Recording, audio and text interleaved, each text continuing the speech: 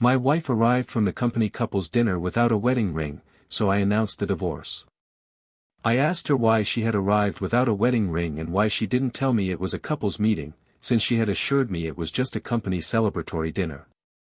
But at that moment when she arrived lying, without the symbol that carried our vows, I realized that the love was over, and so I announced that I wanted a divorce right there, with a trembling voice and a broken heart, while she tried to stammer meaningless explanations.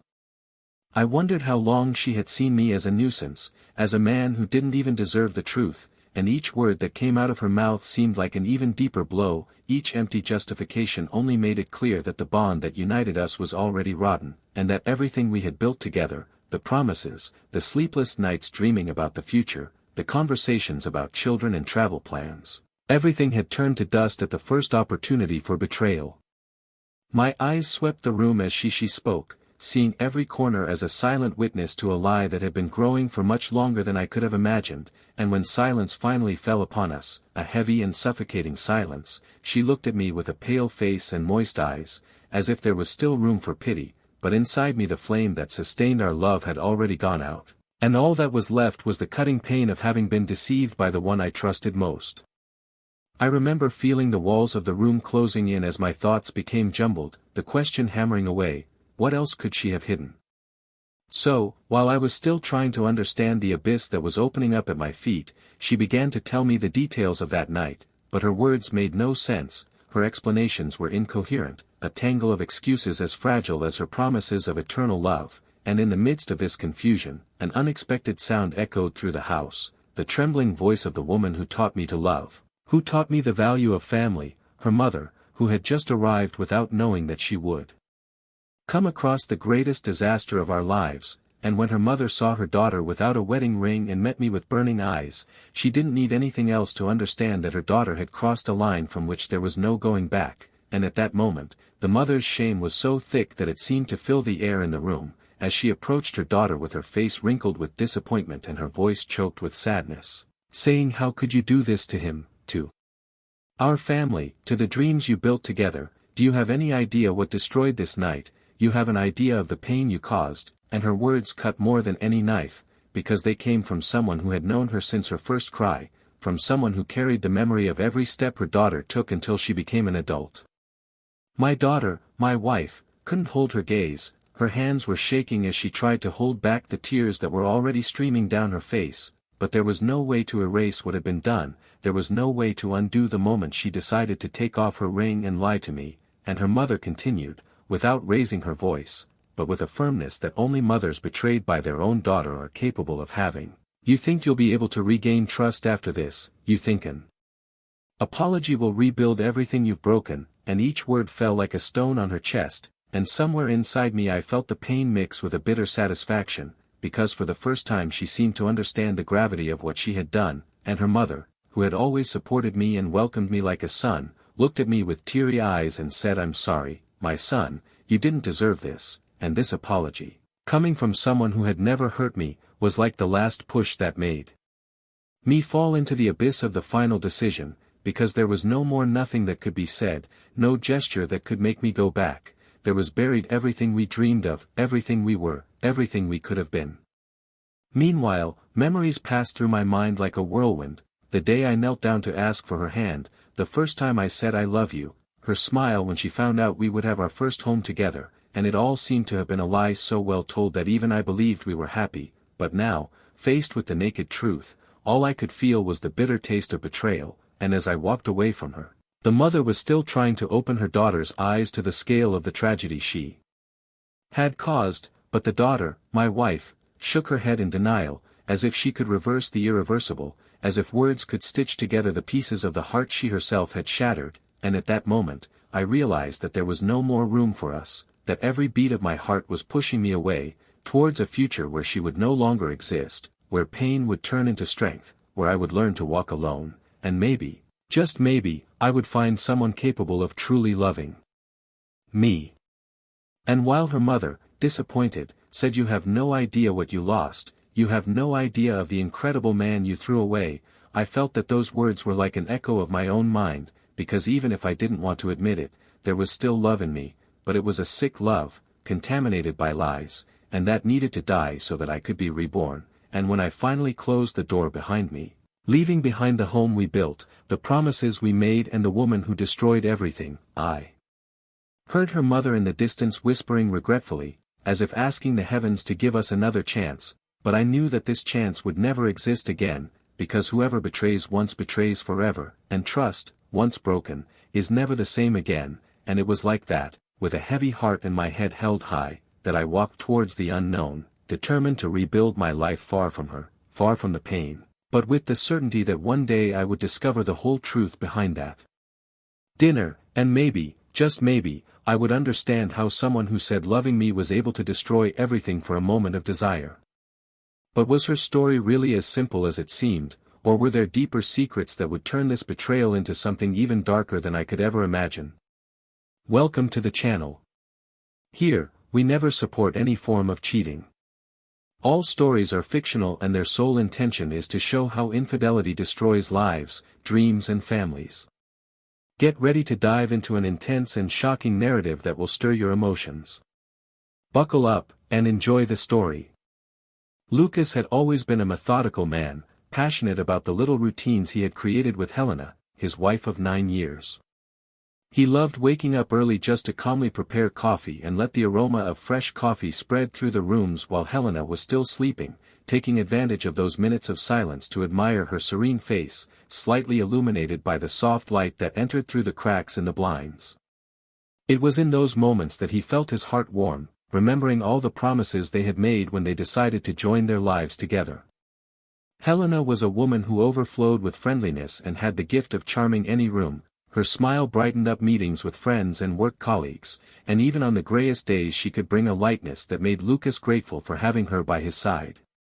Together, they built a welcoming home, filled with travel photographs, paintings that reflected the dreams they shared and small details that told a story of complicity, from the first day they met in a coffee shop to the moment they bought the apartment where they lived and decided that it would be the place to start a family, even if they didn't have children yet. At work, Lucas was recognized as someone with integrity, dedication and a man of few words, but each one carried meaning and care. He was a respected manager for leading with empathy and for knowing how to listen before making any decision. His colleagues said he had an enviable serenity, but few knew that behind this calm appearance was a man who gave everything he had to keep his relationship with Helena alive, even when the demands of work left him exhausted when he came home. Helena, in turn, was a marketing manager at a corporate events company and had a busy social life, always invited to happy hours, dinners, and get-togethers that were part of the environment in which she worked. Despite her busy schedule, she would often come home eager to share every detail of her day, from her professional achievements to her little frustrations, while Lucas listened with genuine attention, admiring her passion for what she did. Together, they had created a balance that seemed perfect in the eyes of those who knew them, alternating weekends between visiting friends, going to the cinema, short trips and lazy afternoons on the sofa watching series that ended up becoming traditions for the couple. Helena's mother, Clarice, was always a strong presence in their lives, a woman with a deep gaze and precise words, who was never afraid to point out mistakes, but also knew how to welcome them with unconditional love. Ever since Lucas came into her daughter's life, Clarice treated him as if he were her own son, seeing in him the seriousness and respect she had always wanted for Helena. Clarice was the kind of person who believed that a marriage needed to be nourished with patience, dialogue and companionship, values that she passed on in every piece of advice she gave, especially during Sunday lunches, where she would gather the family around a plentiful table and take the opportunity to strengthen the bonds that she cherished so much.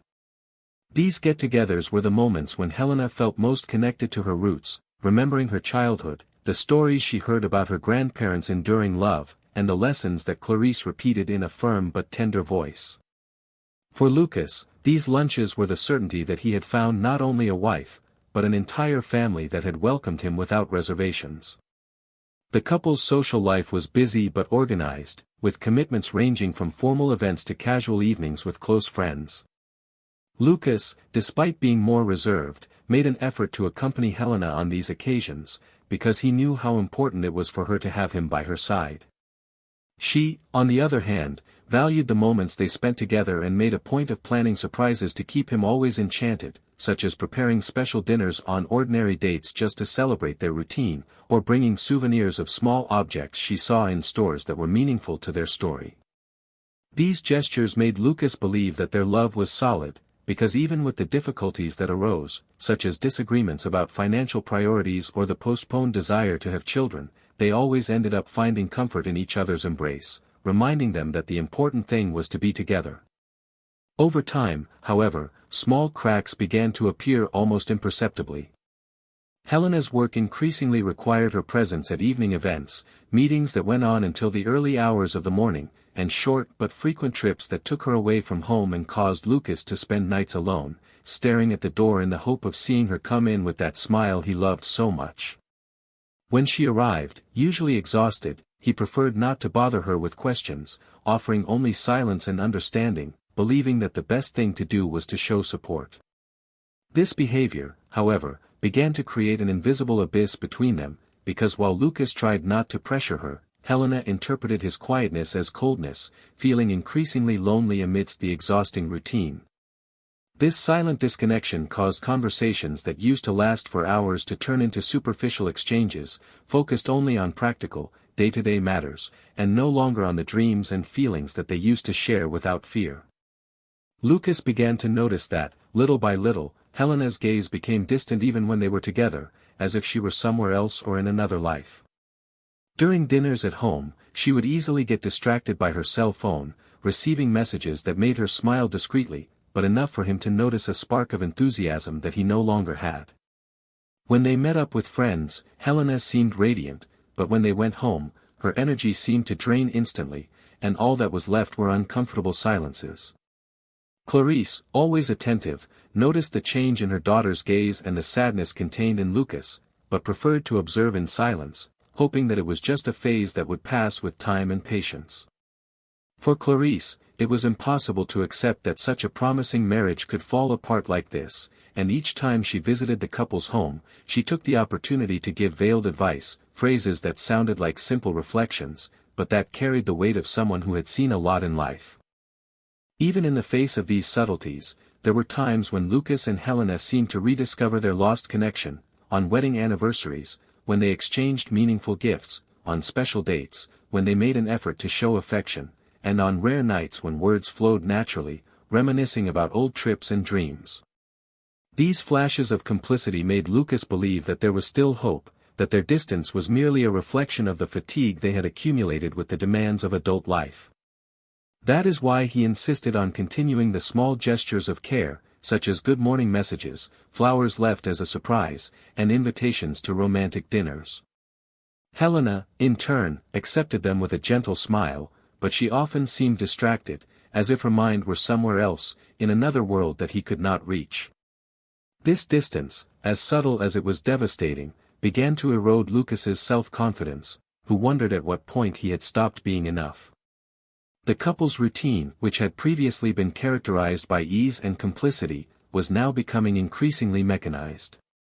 Lucas counted the minutes until she arrived home, but when she finally showed up, she was already exhausted, often preferring a quick shower and the silence of the dark room to chatting on the couch. He missed the long kisses at the door, the spontaneous hugs that marked their daily reunion and that, in a way, served as a reminder of the love they shared. Helena, on the other hand, justified her distance with the pressures of work, promising that things would soon calm down and that everything would go back to the way it was before. These promises, repeated in a low voice as she undressed in front of the mirror, seemed sincere, but with each passing week, they became emptier, echoing in an increasingly cold room. Clarice continued to visit her daughter and son-in-law whenever possible, bringing homemade cakes and old recipes that made Helena smile, even if only for a moment, and Lucas took advantage of these moments to try to restore normality, seeking hope that harmony would reign again during Sunday lunches. But deep down, Clarice realized that something was out of place, something that could not be resolved with sweet words or maternal advice. Her gaze, which had previously shone with the joy of seeing her daughter fulfilled, now became heavy and worried, but she chose to keep to herself the suspicions that were beginning to sprout in her heart, fearing that expressing them could open even deeper wounds. Lucas, increasingly uncomfortable, began to wonder if he was exaggerating his perceptions, if he was not seeing problems where there were none, because he refused to believe that the woman he loved so much could have changed so much in such a short time. Even with all the uncertainty, life went on, and the couple kept up appearances in front of family and friends, continuing to attend gatherings and celebrations, smiling for photos that would later be saved in digital albums that no one would ever revisit. To those who looked at them from the outside, they were the portrait of stability, of mature love that withstood the difficulties of modern life. But within the walls of the apartment they had built with so much love, the loneliness of two disconnected hearts became increasingly evident, and the silence, once comfortable, now sounded like a scream stuck in the throat, announcing that something much bigger was coming, something that could forever change the story of Lucas, Helena, and everyone around them. The following weeks brought an almost imperceptible change, but one that became more evident with each passing day. Helena began to leave home earlier and later, claiming last-minute meetings, impromptu events, and meetings with suppliers that seemed to multiply out of control. Lucas, who still believed in her words, tried hard not to show concern, but something inside him was beginning to crumble, as if his instincts were screaming that something was not right. The messages they exchanged during the day became increasingly spaced out, and when they finally appeared, they were short, cold, and mechanical, as if they were just fulfilling an obligation. At night, Helena seemed distant, sitting on the couch with her cell phone glued to her hands, responding to messages that elicited subtle smiles, while Lucas watched her in silence, trying to find in her eyes some trace of the sparkle that made him feel loved, but all he saw was a barrier that became more solid with each passing day. Clarice, noticing her daughter's distance and the growing anguish on Lucas's face, tried to talk to Helena during one of their Sunday lunches, trying to understand what was going on, but she was met with evasive answers and a forced smile that convinced no one. Her mother left that afternoon with a heavy heart, certain that something serious was happening, but still lacking the courage to confront her daughter directly, fearing that any word could drive her further away. Lucas, in turn, began to feel like a stranger in his own home, because the few moments they shared seemed rehearsed, as if Helena were playing a role, laughing when necessary, but without any real emotion behind those gestures.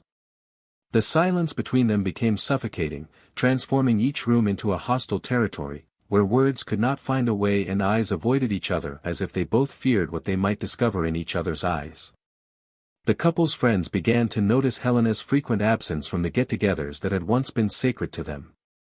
Lucas would show up alone, excusing his wife with excuses that became increasingly absurd, but he couldn't help but invent them, as if he wanted to keep alive a semblance of normality that no longer existed.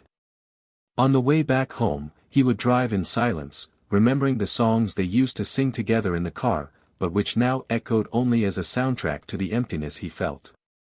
The apartment, once full of laughter and conversation, seemed increasingly cold, and the nights, which had previously been marked by long conversations, turned into sleepless hours, in which Lucas would stare at the ceiling of the bedroom, searching for answers to questions he still didn't have the courage to ask.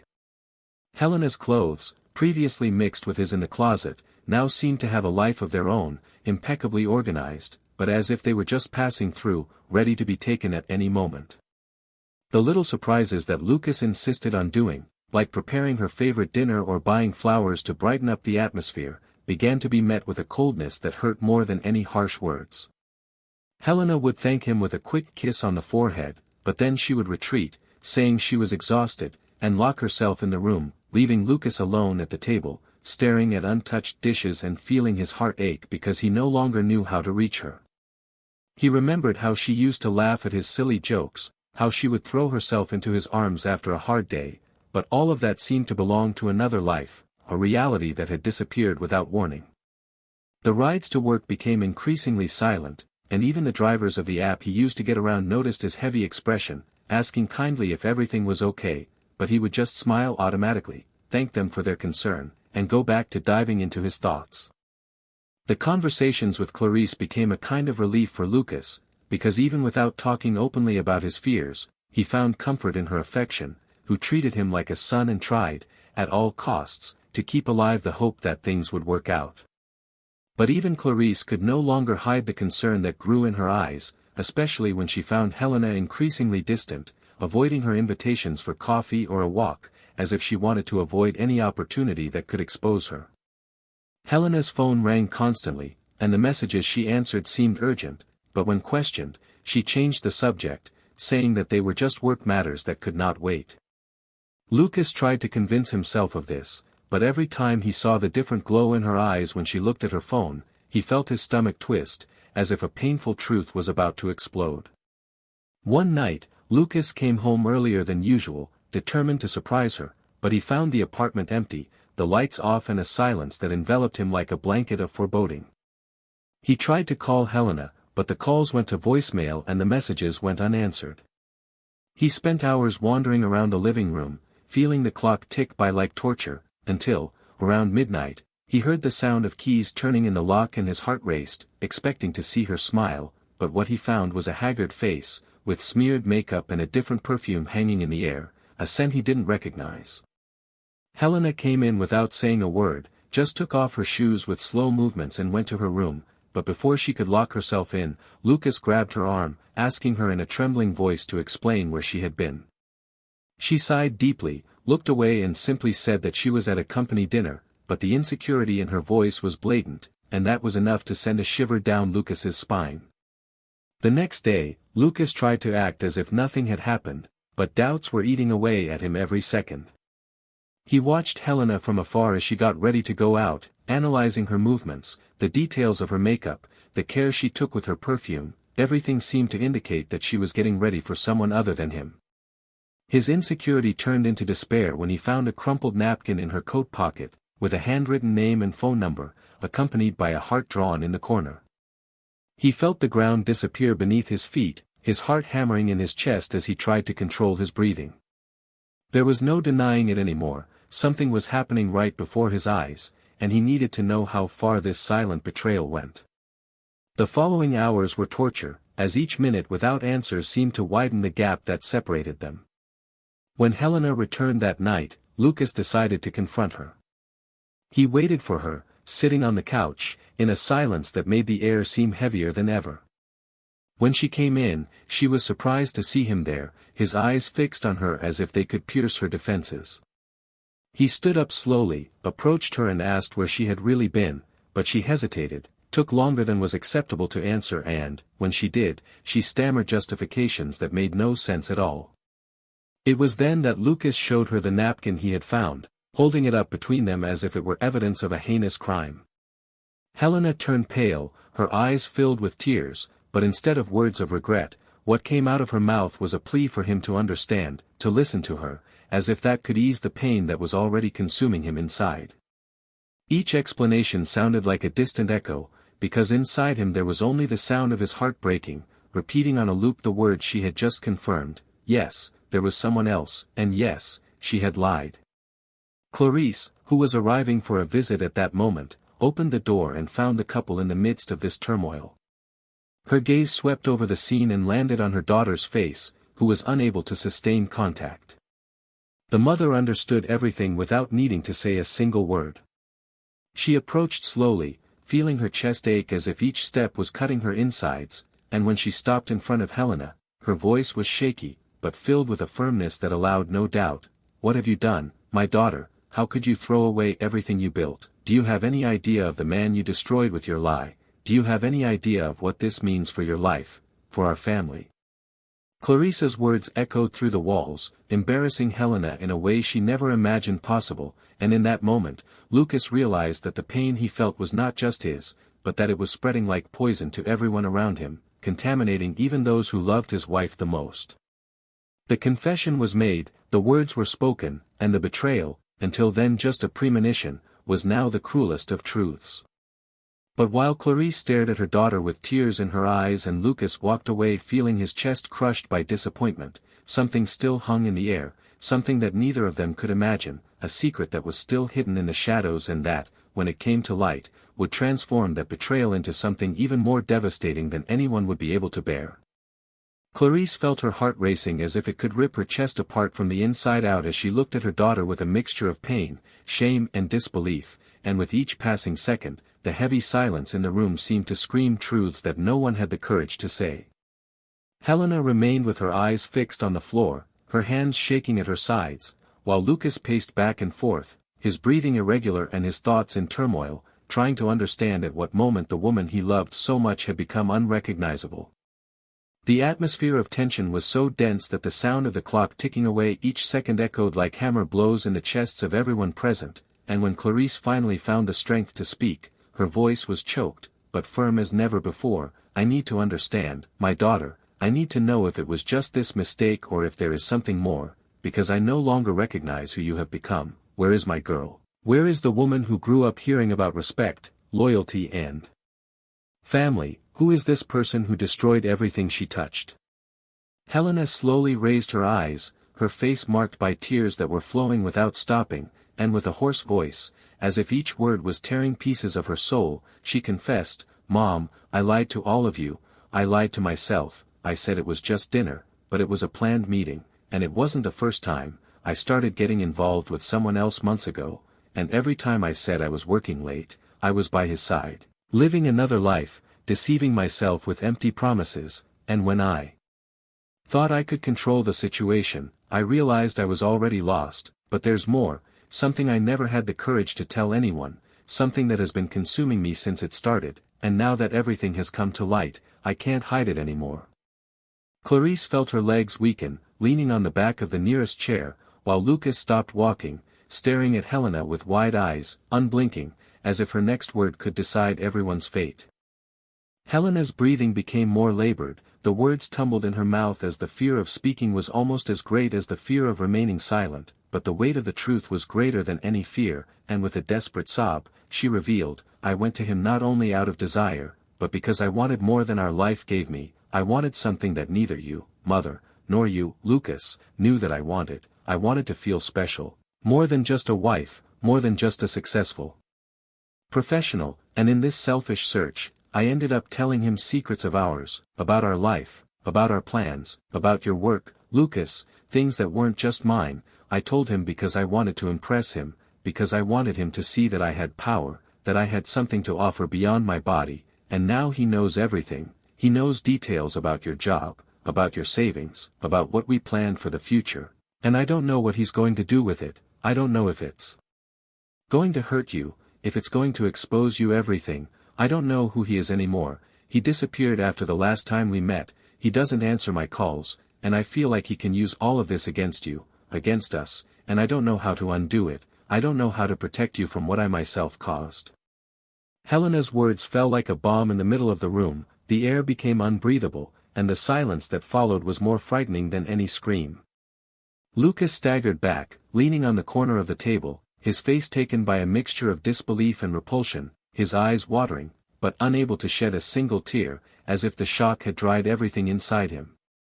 Clarice brought her hands to her mouth, her breath failing in low sobs, unable to believe that her daughter had not only betrayed the man she claimed to love, but had handed him, the son-in-law she treated like a son, over to someone who could destroy him without hesitation. Lucas, with a voice so low it seemed to come from an abyss, murmured, "You gave him our dreams, our plans, you told him things that weren't yours to tell, you exposed me, you exposed us, and why, Helena, why? You had everything here, we had everything, and you threw it away like it was trash. You used me as a shield for your lies, and now you put my life, my job, our safety at risk. Who are you? Who is this person who looks like my wife but who I've never met?" Helena fell to her knees, her face in her hands, her hair falling over her shoulders tangled with tears and regret, repeating between sobs that she didn't want to have gotten this far, that she didn't know how things had gotten out of control, that she just wanted to feel alive again, but that now she understood that she had destroyed everything she loved the most.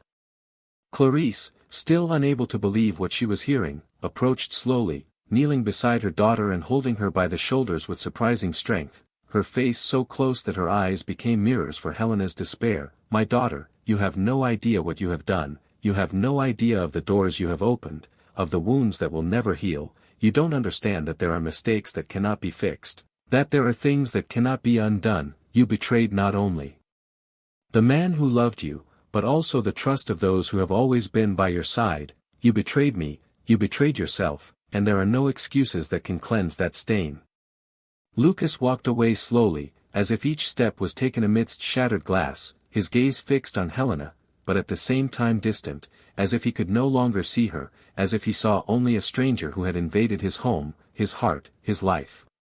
He took a deep breath, feeling the bitter taste of fear and anger mixed in his mouth, and with a firm but pain-filled voice, he said, "You wanted to know what it was like to feel special, you wanted to have something to offer, but all you managed to do was destroy the one who truly loved you. You wanted power, but you gave our lives to a stranger. You wanted excitement, but you only brought ruin. And now, there is no more us, no more home, no more future together. You got exactly what you were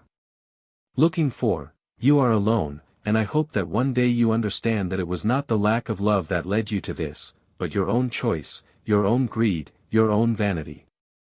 The sound of Helena's heavy breathing was all that could be heard as she trembled on the floor, holding her legs as if she wanted to disappear, while Clarice walked away, her gaze empty, devastated by the certainty that the daughter she had raised with so much love had become the cause of her greatest shame. The silence dragged on, cutting, until Lucas turned to the door, picking up the keys that were thrown on the table, and without looking back, he walked determined to leave that place that he no longer recognized as home, feeling that each step that took him away from there was also a step towards freedom, towards rebuilding who he was before all this began.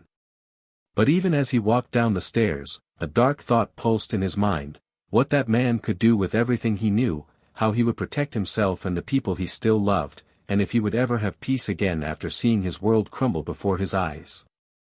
Lucas left the building feeling the night air hitting his face as if it were the only thing still keeping him conscious. The streetlight seemed distorted through his teary eyes and the sound of his footsteps echoed on the almost empty sidewalks, each tap of his shoes a cruel reminder that his life had just been shattered with no chance of being rebuilt.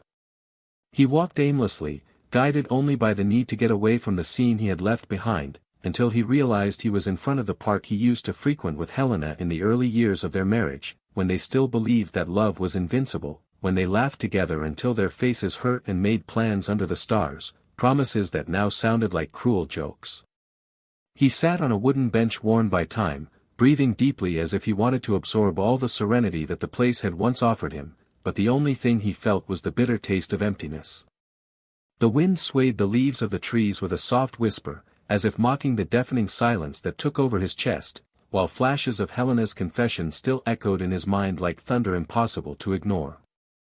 The phone vibrated in his pocket and for a moment he hesitated to pick it up, but he ended up unlocking the screen only to find several missed calls from Clarice and a series of desperate messages from Helena begging him to come home, saying that she needed to explain, that there was more he needed to know, but Lucas felt like he had already heard enough to fill a lifetime of regret.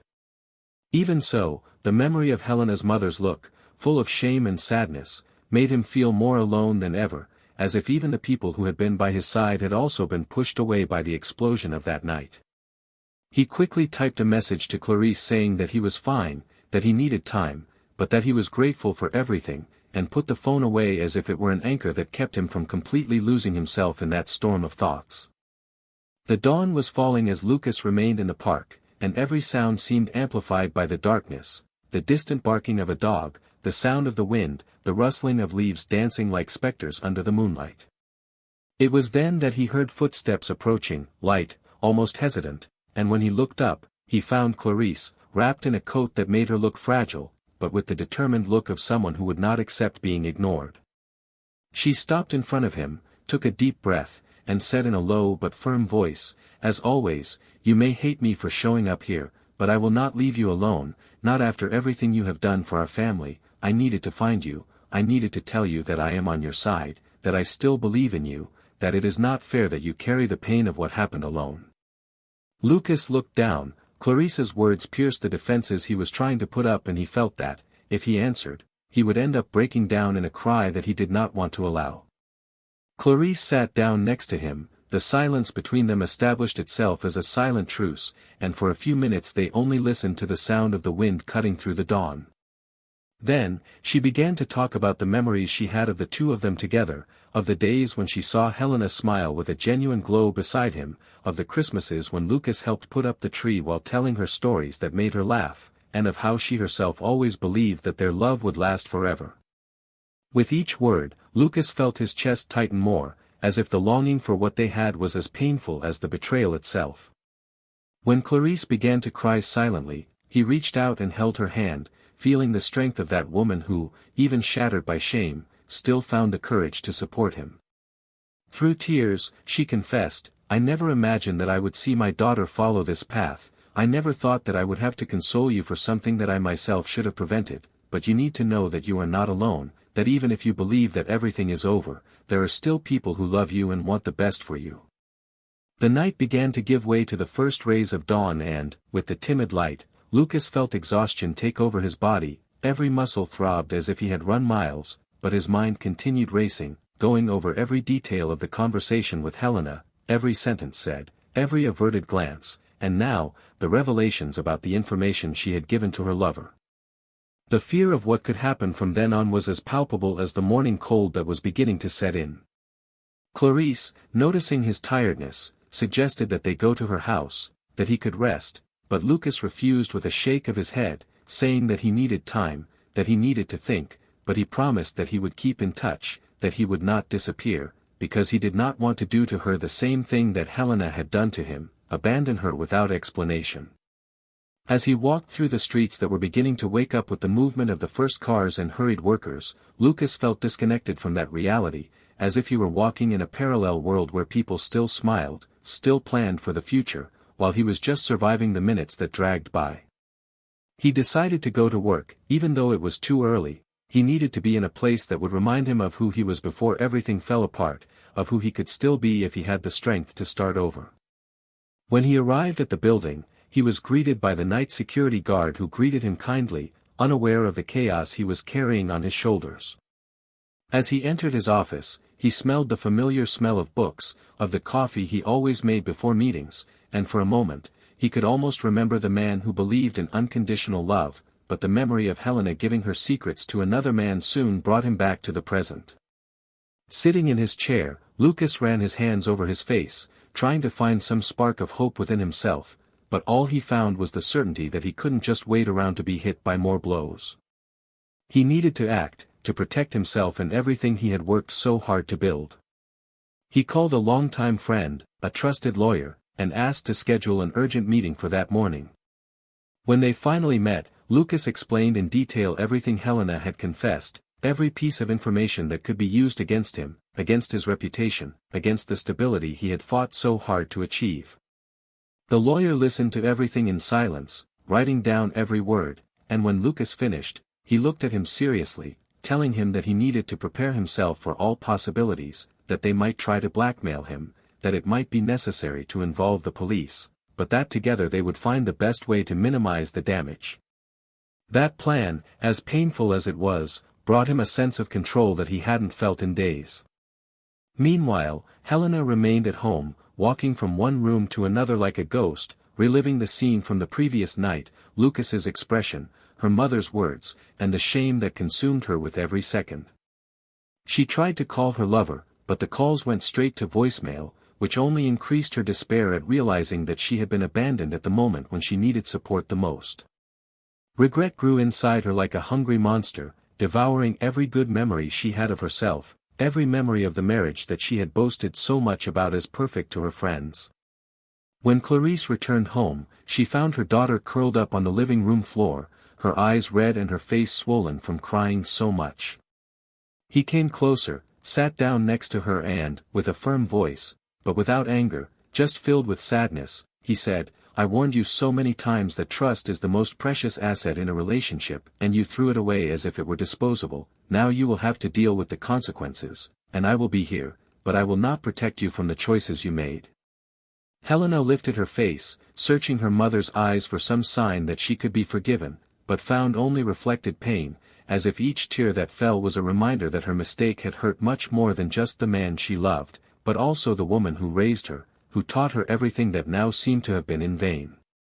She tried to explain, saying that she never planned for things to go this far, that at first it was just a flirtation, an escape from the routine, but that she soon lost control, that her lover began to demand more, that she was afraid to refuse, but Clarice shook her head with a look that said more than any words, "You had countless chances to stop, to think about the one who loved you, but you chose to continue, and now you need to make that choice." Meanwhile, at the office, Lucas's lawyer was preparing to contact the authorities, asking for guidance on how to proceed if the confidential information provided by Helena were used against him. Lucas watched in silence, feeling a mixture of gratitude and despair, as each step he took to protect himself was also a cruel reminder that he was defending himself from the woman he had sworn to love forever. When the lawyer hung up the call, he looked at Lucas with a worried but determined expression, saying that they would do everything to ensure his safety and prevent the case from becoming public, but that he needed to be prepared for the possibility of facing a personal and emotional war in the coming days. The day wore on and Lucas couldn't focus on anything other than the weight of that new reality, wondering where the man who knew so much about him was, what he could be up to, if his silence was just the calm before an attack. In his mind, the memories of Helena smiling at her cell phone, of the nights she would come home late, of the mysterious messages, everything fit together like a macabre puzzle he never imagined he would have to put together. The physical exhaustion was becoming unbearable, but his mind seemed to have no limits to torture him, and when he decided to go for a walk and try to clear his thoughts, he felt his phone vibrate again, a message from an unknown number. "I know everything about you. If you want to keep your life the way it is, we need to talk."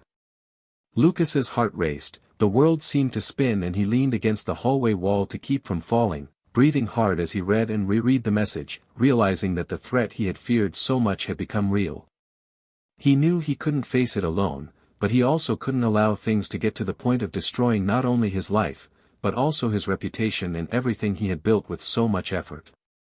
He took a breath, looked at the horizon that stretched out through the hallway window and decided that he would do whatever it took to protect himself and the people he still loved, because even in the midst of the greatest pain he had ever faced, he felt he needed to fight to not allow Helena's mistake to forever define who he was and who he could be. Lucas remained paralyzed in front of his cell phone screen, his heart pounding as if it would explode at any second as he read and reread the anonymous message that had appeared like a specter from the recent past, bringing to the surface the deepest fear that had settled in his mind since he learned of Helena's betrayal. He felt his hands shaking, his throat dry as if he had swallowed sand, and his head heavy with thoughts that were racing against each other, each one more desperate than the last. The sound of footsteps echoing in the building's hallway awakened in him a primitive instinct for protection, making him quickly put the phone away and look around as if he expected the man behind that threat to appear at any moment, coming out of the shadows to drag away everything that was left of his dignity. He returned to the room with shaky legs, his mind buzzing, and called the lawyer for instructions, but each ring on the cell phone seemed to last an eternity until his friend's deep voice echoed on the line, asking what had happened, and Lucas poured everything out in one breath, explaining the message, the fear, the feeling of helplessness that dominated him. On the other end of the line, the lawyer kept Lucas calm, instructing him not to respond to the message, not to take any rash action, and to keep all possible records, as they could be used as evidence if it were necessary to call the authorities. As he listened to these instructions, Lucas felt a tightness in his chest, as each word confirmed that his life had changed irreversibly, that the threat was not just a figment of his imagination, but a real and imminent risk. When he hung up, he took a deep breath, tried to organize his thoughts, and understood that he needed to be stronger than he had ever been in his entire life, as he was not only fighting to protect himself, but also to prevent the destruction from spreading even further, affecting his family and even the few people who still believed in him. While Lucas gathered his strength, Helena remained at home as a prisoner of her own mistakes, her eyes swollen from crying so much, her mind running over every word she had said, every lie she had told, every moment she had preferred the thrill of the forbidden to the safety of the love she had at home. The night seemed endless, the clock ticked cruelly and the silence in the apartment was so heavy it hurt. At times, she would get up to pace back and forth, as if movement could calm the anguish burning in her chest, but she would soon sit down again, feeling the weight of regret crushing her strength. With each message she sent to Lucas without a response, the feeling of loss became more real, as if she could see the pieces of her own life falling apart one by one without being able to hold any of them together. Clarice, in turn, remained at her daughter's house, but in a silence that was both companionship and judgment. Ever since she had returned from the park, where she had found Lucas as destroyed as she could ever imagine, Clarice had no longer been able to look at Helena with the same tenderness, because all she saw was the vivid memory of the night when her son-in-law, a man she considered like a son, had to gather strength to not succumb to the pain caused by the person he loved most. At the same time, Clarice felt torn between compassion for her daughter, whom she saw sunk in despair, and indignation at knowing that she herself had created the person who had caused so much suffering. In the midst of this turmoil, the mother also faced a moral dilemma: to what extent should she protect her daughter? To what extent should she allow Helena to feel the pain of the consequences so that she would learn to never repeat the mistake again? On the other side of the city, Lucas was in his office, but he could no longer pretend that the work environment was a refuge. With each notification on his cell phone, his body stiffened as if he were waiting for the next threat, and it was impossible to concentrate on any task. The thought that confidential information was in the hands of an unknown man drove him crazy, because he knew that his life could become a public spectacle at any moment. Between these moments of panic, there were flashes of pure rage, a fury that rose like flames when he remembered Helena smiling at her cell phone while he struggled to keep his marriage alive, but the rage was soon replaced by a sadness so deep that it left him breathless, as if a black hole had formed inside him. He alternated between these feelings as he thought of strategies, of conversations with the lawyer, of everything he could do to minimize the damage, but deep down, he felt that the hardest part was accepting that all of this was only happening because he had blindly trusted someone he should never have doubted. In the midst of this scenario, Clarice decided to intervene definitively. On a still dark morning, she sat down in front of her daughter and spoke in a voice that Helena had not heard since childhood, a voice that did not accept interruptions, that left no room for excuses. She explained what she thought, explained that she could no longer allow her daughter to continue in denial, that she needed to face head-on what she had done, not only the physical betrayal, but mainly the betrayal of secrets that were not just hers. She said that if Helena really wanted to try to make amends, she should start by telling the whole truth, from the first day of their relationship, revealing every detail that could help Lucas protect himself. Helena, without the strength to lie, began to narrate everything: where she met her lover, how he got closer, how their conversations became more intimate until they reached a point of no return. Each word she said was a stab in Clarice's throat, but her mother held firm, writing everything down, keeping each piece of information as if it were a weapon that could be used to save her son-in-law from the hole her daughter had put him in. Meanwhile, Lucas received another anonymous message, this time with an even more threatening tone: "You know what I'm capable of. Today, at 7 p.m., at the bar on the corner of your street. If you don't come, everyone will know who you are." His stomach churned, his hand trembling as he read and reread those words. He called his lawyer immediately, who recommended that he not go alone and that he keep a record of everything, but Lucas knew that not showing up could mean seeing his life ruined in a matter of hours. The tension became unbearable as the hours dragged on until night fell. When he finally left for the bar, his mind was in a whirlwind, flashing through memories of the wedding, of Helena's look in the church, of the trips they had taken together, of the day she smiled and said she would never betray him, all memories now contaminated by the betrayal that had turned his heart into a minefield. Lucas entered the bar with his eyes wide open, searching every table and every corner in search of the man who had turned his life into a nightmare. In a more secluded corner, a figure stood up and motioned for him to come closer. The man's face looked so ordinary that it caused even more fear. There was nothing threatening about his appearance, which only reinforced how much everything could have gone unnoticed. The man invited him to sit down and, with a smile that mixed cynicism and pleasure, began to describe in detail every piece of information that Helena had told him, as if savoring Lucas's agony was part of the payment for what they had experienced together. With each sentence, Lucas felt his blood boil, but he controlled his anger so as not to lose control, because he knew that any mistake could be used against him. The man then presented his demand, an exorbitant amount of money in exchange for keeping quiet about everything he knew. Lucas listened to everything with his heart pounding and his mind desperately trying to find a way out, because he knew that giving in would mean opening the door to endless blackmail, but if he refused, his life could be destroyed. Meanwhile, Clarice finished organizing all the notes Helena had made, picked up the phone and called Lucas, saying that she needed to meet him immediately, that there was information that could help him face this threat. She suggested a cafe near his office, a neutral place, but safe enough for them to talk. Lucas, still at the bar, asked the man for some time to think, promising to give an answer soon. He left there with his heart racing, but feeling for the first time that he might have a chance to turn this game around, because if Clarice said she had something important, he trusted her like few people in the world. They met at a table in the corner of the cafe, and Clarice, without beating around the bush, handed him a notebook with detailed notes, information that Helena had confessed in detail, from passwords that the man could have obtained to places where they could find him. From that moment on, Lucas began to feel that he was no longer alone, that there was a chance to regain control of his life, even if he could not erase the scars he would carry forever. The moral dilemma, however, tormented him. Should he turn Helena over to the police as an accomplice of the man who was blackmailing him, exposing her to a future of humiliation and imprisonment, or protect her even after everything, preserving her in the name of the love that once existed?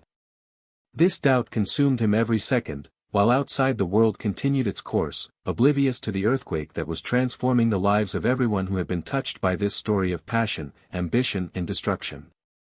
Lucas remained motionless in front of the notebook that Clarice had placed in his hands, feeling the cold texture of the cover against his fingers as his mind hammered out each possibility that would open up from that moment on. The brightness of the cafe was soft, but the light reflected in his eyes with enough intensity to highlight the deep dark circles he carried, marks of sleepless nights, of thoughts that could not find rest. Clarice, sitting in front of him, maintained a firm posture, but behind her serious expression there was a tiredness that made her seem older, as if the responsibility of trying to fix what could not be fixed weighed so heavily that her spine bent a little more with each sigh. The silence between them seemed eternal, until Clarice took the initiative to ask, in a low but urgent voice, "What are you going to do with this, Lucas? Are you going to use them to protect yourself, are you going to turn everything over to the police, or are you going to try to solve it your own way?" He looked away to the window, watching the busy street on the other side of the glass, people coming and going without knowing that, in that cafe, decisions were being made that could change not only his destiny, but that of everyone who crossed his path. He took a deep breath, sat up in his chair and began to carefully leaf through the notes. Each word written by Helena seemed to weigh a ton, as it was not just information about his personal or professional life, but fragments of trust that had been ripped from him and given to a stranger. As he read, his anger gave way to a strange, almost clinical coldness, as if his survival instinct was taking control of his emotions, forcing him to think clearly when all he wanted to do was explode in despair. He closed the notebook slowly, looked at Clarice and said in the hoarse voice of someone holding back the pain so as not to fall apart, "I need to resolve this the right way. If I take justice into my own hands, I will become just like him, but if I do nothing, he will continue to haunt me for the rest of my life. I need to find a way to end this without further destroying what little is left." Clarice nodded in understanding, but her eyes revealed the concern of someone who knew that there was no painless solution in that scenario. They left the cafe side by side, the cold night breeze making Lucas's coat sway slightly, and each step they took on the sidewalk seemed to echo with a weight greater than the world could bear. When they reached his car, Clarice said goodbye with a tight hug, and before letting go, she held his face between her hands and said with a strength that overflowed with love, "Don't forget who you are, don't let this situation turn you into something you don't recognize, no matter how difficult it is, you are still the good man who won my daughter's heart, don't let her erase that from you." Her words echoed in his ears as he drove back to the apartment that now seemed more like a crime scene than a home, the place where it all began and, it seemed, where it all needed to end. When he got home, Lucas found the room plunged into an almost sepulchral silence, except for the restrained sobs coming from the bedroom. He pushed the door open and found Helena curled up on the floor, hugging her legs, her face hidden between her knees, as if she were trying to disappear. He walked in slowly, each step as heavy as the one he carried in his chest, and stopped in front of her, waiting for her to speak, but the only thing he heard was the sound of her sobs. After a long minute, he broke the silence with a voice that echoed like a blade, cold and cutting. "I know you told your mother everything, I know everything is in that notebook, I also know that I was summoned into a trap that you helped build, but now it's time to decide, will you help me undo this or will you continue to sink me until there's nothing left of who I was?" Helena raised her tear-stained face, her eyes red and her mouth half open as if she were searching for words that didn't exist. Then she began to speak, her voice shaking so much that it seemed ready to break at any moment. "I don't know how to fix it, I don't know how to stop this nightmare, but I don't want to run away anymore. If there's anything I can do to try to make amends, even if you never want to see me again, even if you hate me, tell me, please, tell me what I can do." Lucas took a deep breath, controlling the urge to scream, to demand answers that he already knew wouldn't come, and then he explained what he intended, to set a trap for his lover, using the information he now had in hand, but in a legal way, involving the police to ensure that the blackmail would be recorded and that he would be caught red-handed, preventing the situation from getting out of control or becoming more violent. Helena listened to everything in silence, shaking her head as fear mixed with a strange hope that, perhaps, by helping him, she could erase some of the shame she felt about herself. They planned every detail, every word she should say when the man contacted her again, every move Lucas and the police would make so that everything would end without any major risks. When they finished planning, they remained silent for a few seconds that seemed to stretch on for hours, until Helena broke the ice by asking, "Do you think that, if I do this, there is any chance you will forgive me one day?" Lucas kept his gaze fixed on hers, and in a low voice, he replied, "Maybe I can forgive, but I will never forget, and I don't know if I could trust you again, but today that doesn't matter, because first we need to survive this storm." In the days that followed, Helena remained in constant contact with the man, feigning submission, feeding him false information that they had agreed upon with the police. Every call was recorded, every message archived, and every meeting he suggested was refused with carefully rehearsed excuses so as not to arouse suspicion. Meanwhile, Lucas divided his time between work, meetings with the lawyer, and discreet meetings with the investigators who were setting up the operation to catch the blackmailer at the right time. The pressure was so intense that, at times, he felt like he might go crazy, but every time he remembered Clarice's advice and the silent support she gave him, he found the strength to carry on, to prevent the pain from completely consuming him. Finally, the man arranged a face-to-face meeting, saying that he wanted to receive the money all at once and that, in exchange, he would hand over everything he had against Lucas. Helena confirmed the agreed location, a remote shopping mall parking lot, and the police officers positioned themselves at strategic points, blending in with the cars and people who were rushing by, with no idea of what was about to happen there. Lucas watched everything from afar, protected inside an unmarked car, his breath shallow and his heart racing like never before, knowing that any mistake could ruin everything. When the man appeared, he seemed confident, the arrogant smile on his face showed that he felt in control of the situation, but in a matter of seconds, he was surrounded by the police officers who restrained him while he shouted threats and tried to explain that it was all just a misunderstanding. The sound of sirens cut through the air, drawing the attention of curious onlookers who approached, but were soon restrained by the mall's security guards. Lucas watched everything with his hands shaking on the steering wheel, feeling the weight of weeks of fear and uncertainty begin to dissolve, even though he knew that the consequences of that night would follow him for a long time.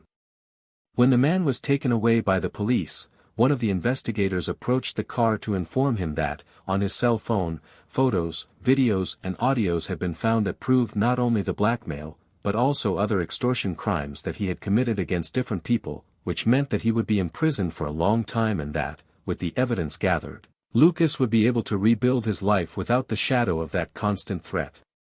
That night, when he returned home, Lucas found Clarice waiting at the door of the building, her face illuminated by the streetlight that made her wrinkles even more evident, but which also showed the serenity of someone who, even in the midst of chaos, never stopped believing that it was possible to find a way.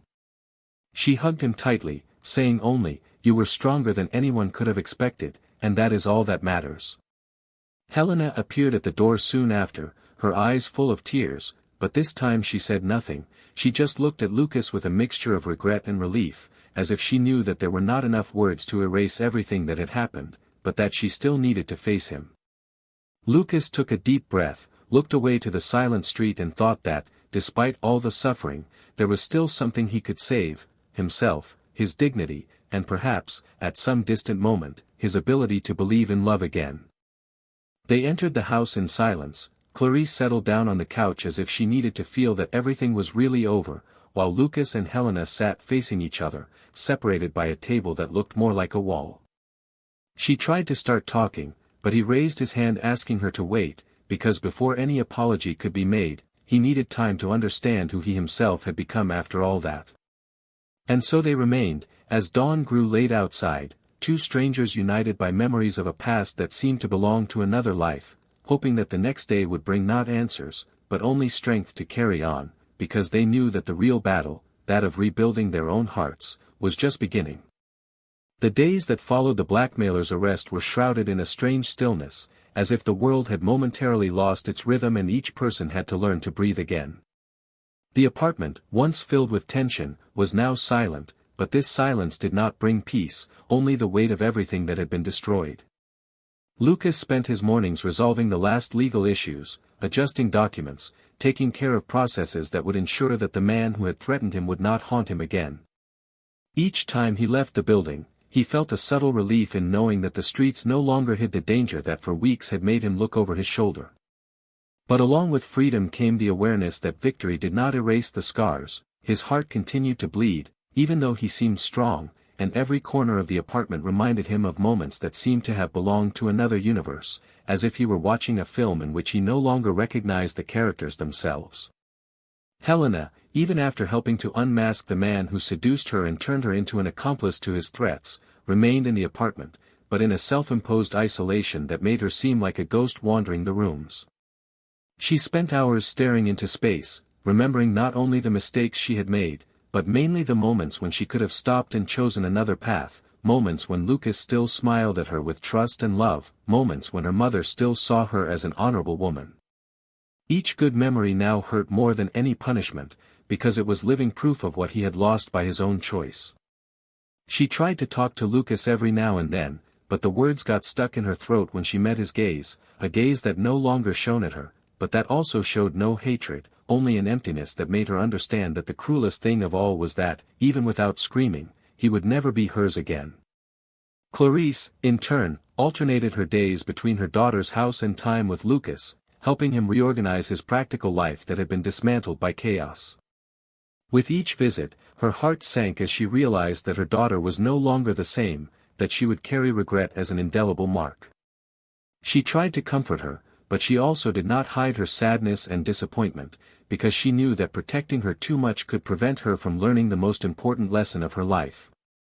In long conversations with Lucas, Clarice spoke about forgiveness, but not as an obligation, but rather as a necessary process so that he could move on without becoming bitter. She saw in him the same kindness that she had always admired and, even though she knew that she could not erase his pain, she felt responsible for reminding him that there were still people who loved him and believed in him, people who would never give up on seeing him find happiness again. As the weeks went by, Lucas decided to leave the apartment he had shared with Helena. He sold some furniture, kept only memories that didn't hurt him, and moved to a smaller place in another neighborhood, where he could start over far from the memories that were suffocating him. The first night in his new home was strangely liberating. There were no more shadows from the past, no more corners that echoed the arguments that had torn his heart apart. There, lying on a mattress that still had no bed, Lucas felt a silent tear run down his face, but unlike the previous ones, this tear carried the promise that he would survive. He allowed himself to think about the future without fear, not because he was ready to love again, but because he knew that he no longer needed to live with scars that were not just his. Helena, even though she was free from external threats, discovered that the greatest punishment was facing herself. Each night, the silence in the apartment became heavier, the mirrors reflected not only her tired face, but also the awareness that the betrayal had destroyed not only a relationship, but the trust of everyone around her, including her own mother, who now looked at her with eyes that would never be the same. She tried to go back to work, but even there she was met with judgmental looks, rumors that circulated in the hallways, and the certainty that her reputation, built with so much effort, had been tarnished forever. In meetings, she felt invisible or the target of whispered comments, and this feeling of being constantly watched eroded her self-esteem. In the solitude of the apartment, she often thought about sending messages to Lucas, but each attempt ended up as drafts that she never had the courage to send. Clarice accompanied her daughter from a distance, always offering help, but without allowing this to be confused with connivance. On each visit, she reminded Helena that a mother's love was unconditional, but that this love did not mean absolution, that only true repentance could give her any chance of finding peace. On silent afternoons, the two would drink coffee on the porch, watching the movement of the street without exchanging many words, because they knew that any phrase could open wounds that were still bleeding. Deep down, Clarice suffered at seeing her daughter so lost, but she also understood that some pain is necessary for one to learn the true value of what was lost. With the blackmailer behind bars, Lucas began to reconnect with people who had drifted apart during the turmoil. He accepted invitations to go out, met up with old friends who reminded him of who he was before the storm, and little by little, the smile that had so charmed him began to appear again, albeit shyly. During one of these meetings, he met Sophia, a mutual friend who had also gone through a painful breakup and who, with a sweet and sincere way, showed that it was possible to talk without judgment, laugh without burden, and build something new without fear. They began to see each other frequently, first as two survivors who shared stories, but soon as people who discovered affinities, simple passions like walking in parks or cooking together, moments that did not require eternal promises, just the honesty that they both learned to value above all else. Time passed, the seasons changed, and Lucas realized that life did indeed have the ability to rebuild itself when the heart is watered with patience. He did not forget what he had experienced, but he learned to live with the scars without allowing them to define who he was. Helena, however much she tried to find relief in small joys, carried the weight of having thrown away the greatest opportunity of her life every day. Her reflection in the mirror showed someone who knew the word regret intimately, someone who had learned the cruelest way that love is a daily construction, and that a thoughtless choice can destroy what took years to build. Clarice, in turn, continued to be the silent link between past and present, dividing her time between helping her daughter face her own mistakes and supporting Lucas on his new journey, because she believed that both parties deserved to find a new purpose, even if they went their separate ways. And so ended the story of a love that began as pure love, but was consumed by the thirst to feel special at any cost, destroying bonds, hearts and dreams that seemed unbreakable. A story that showed that betrayal is never just a momentary mistake, but a choice that reverberates forever, that strips away the dignity not only of the one who is betrayed, but also of the one who betrays, leaving marks that not even time can erase. If you got this far, comment on what you thought of this story and share your opinion, your experience, or your feelings about everything that happened. And don't forget to subscribe to the channel to see more stories like this. Remember, betrayal destroys families, dreams, friendships and, above all, the self-esteem of those involved. Therefore, we never support any form of betrayal. May this story serve as a reflection so that each one of us values more the one who is by our side and never gives up on true love for a passing illusion.